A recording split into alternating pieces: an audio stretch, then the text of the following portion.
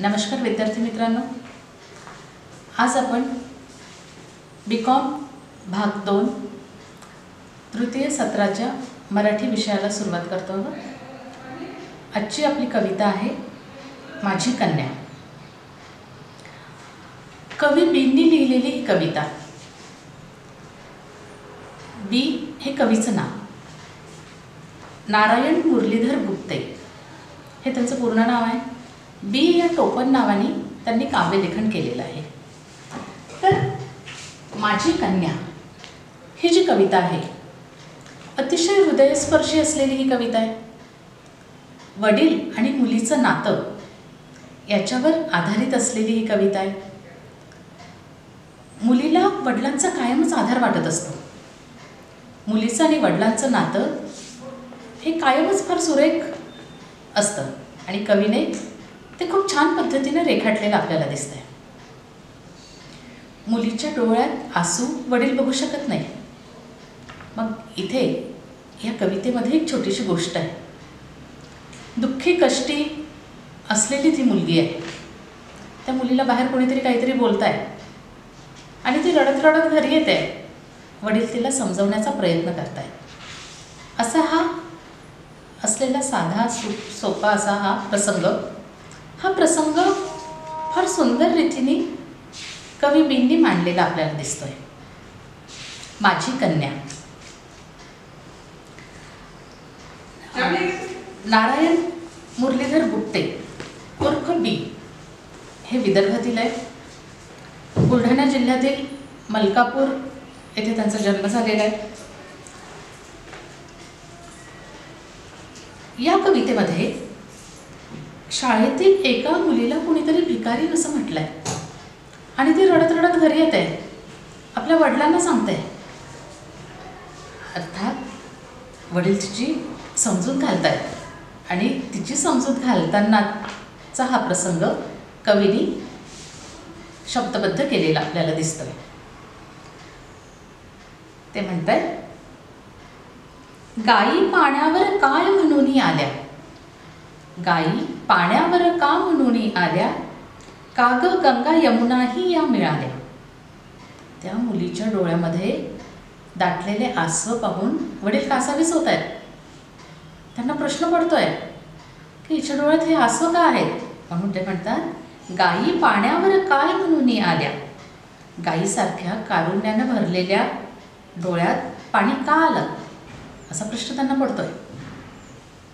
काग गंगा यमुनाही या मिळाल्या आणि त्या डोळ्यांमधून अगदी जणू काही अश्रूंचा महापूर वाहतोय। उभय पित्तरांच्या चित्त चोरटीला, कोण माझ्या बोलले कोरटीला। ते म्हणतायत, दोन्हीकडच्या पूर्वजांची अगदी लाडकी असलेली चित्त चोरटी, मन मोहून घेणारी ही जी माझी मुलगी आहे, कोण माझ्या बोलले कोरटीला, या माझ्या गोंडस मुलीला कोण बोललाय आणि तिच्या डोळ्यामध्ये हे अश्रू आले आहे। उष्ण वारे वाहती नासिकात, अगदी रडून रडून नाक तिचं लाल झालेलं आहे, नाकातून पाणी यायला लागलेलं आहे। गुलाबाला सुखवीती काश्मीरात, म्हणजे तिच्या गालाला जणू काही ते गुलाब म्हणतायत आणि नाकातून वाहणाऱ्या उष्ण वाऱ्याने ते गुलाब जणू काही सुकत आहेत। नंदनातील हलवीती वल्लरीला, वेल सुकून जात आहे। म्हणजे ते म्हणताय की नंदनातील हलवीती वल्लरीला, वल्लरीचा अर्थ आहे वेल। अगदी त्या रडून पडून तिनं तिचा अगदी अवतार दिनवाना असा करून टाकलेला आहे।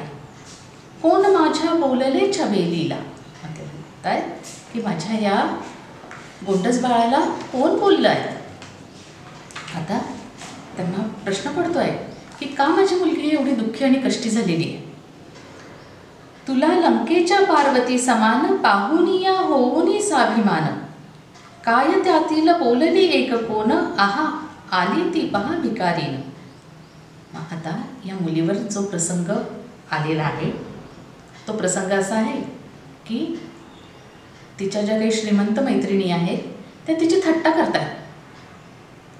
तिच्या अंगावरचे जुने पुराणे कपडे पाहून, तिचा एकंदर सगळा अवतार पाहून त्या तिला हसतायत आणि त्यातली एक तर अगदी तिला भिकारीन असं म्हणते, तुला लंकेच्या पार्वती समान पाहून या. लंकेची पार्वती या शब्दाचा अर्थ आहे की कुठलेही दागदागिने न घातलेली, गरीब, असा त्याचा अर्थ आहे. तुला लंकेच्या पार्वती समान पाहून या, होऊनी स्वाभिमान. गर्वानी त्या बाकीच्या मुली तिला बोलतायत. काय त्यातली बोलली एक कोण, आहा आली ही पहा भिकारीन. इथे त्या मुलीच्या गरिबीची थट्टा उडवण्यात आलेली आहे. आणि बालमनावर हा एक ओरखड आहे. तसेही बालमनावरचे ओरखडे सहज पुसले जात नाही. आणि आपल्याच मैत्रिणींकडून तिला अशी ही अपमानाची वागणूक मिळाली आहे. त्यामुळे साहजिकच ही मुलगी रडते आहे. आपल्या वडिलांजवळ येऊन त्यांच्या कुशीत शिरून ती आपलं मन मोकळं करते आहे. वडील म्हणतायत, तुला घेईन पोलके मखमलीचे. वडील तिला म्हणतायत, बाळ रडू नकोस, मी तुला एक मखमलीचं पोलकं घेईल. कुडी मोत्याची, फुल सुवर्णाची. मोत्याची कुडी घेईल, कानातले घेईल. केसात माळायला सुवर्णाचं, सोन्याचं फूल घेईल. हौसबाई पुरवीन तुझी सारी. आणि तुझी सगळी हौस पुरवेल. परी आवरी हा प्रलय महाभारी. पण हे तुझं रडणं पडणं आता आवर तू. हे सगळं तू आवर. तुला जे जे हवं आहे ते सगळं मी तुला देईल. वडील तिची अशी समजूत घालतायत. मुळात वडिलांच्याही हाती ह्या सगळ्या गोष्टी तिला देणं सहज शक्य नाही आहे. अतिशय गरिबाची परिस्थिती आहे. पण वडिलांना वाटतंय की आपल्या मुलीला आपण हे सगळं द्यावं. पुढे म्हणतात ते, प्राण ज्यांच्यावर गुंतले सदाचे, कोड किंचित पूर्वीता न ये त्यांचे. कवी म्हणतोय, ज्यांच्यात सदा असे प्राण गुंतलेले आहेत त्यांचे किंचितही मला लाड पुरवता येत नाही. ही तर माझी मुलगी माझ्या जीवाभावाची आहे.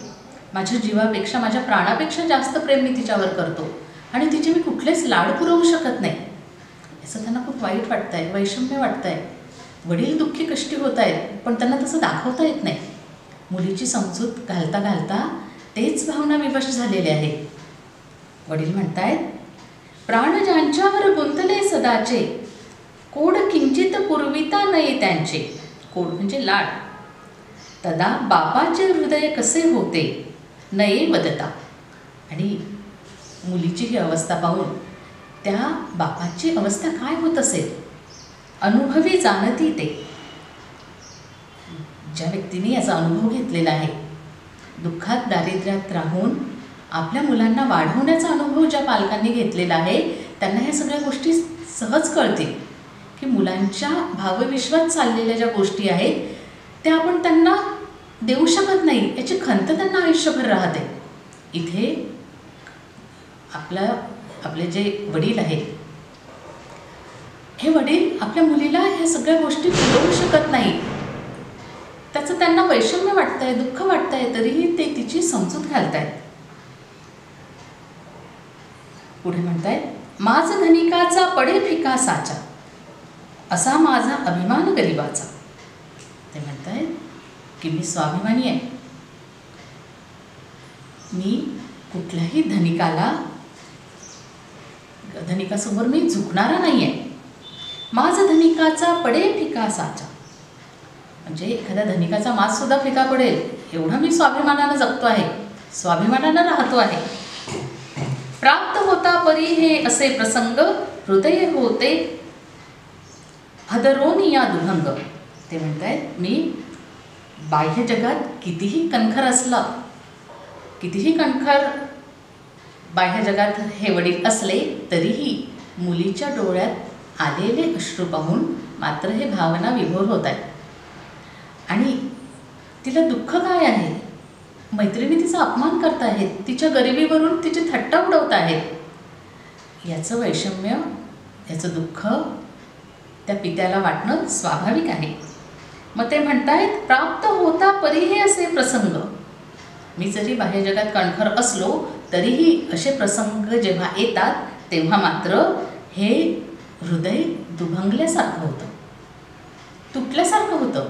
दुभंग म्हणजे त्याला भंग पडणे, तुटणे.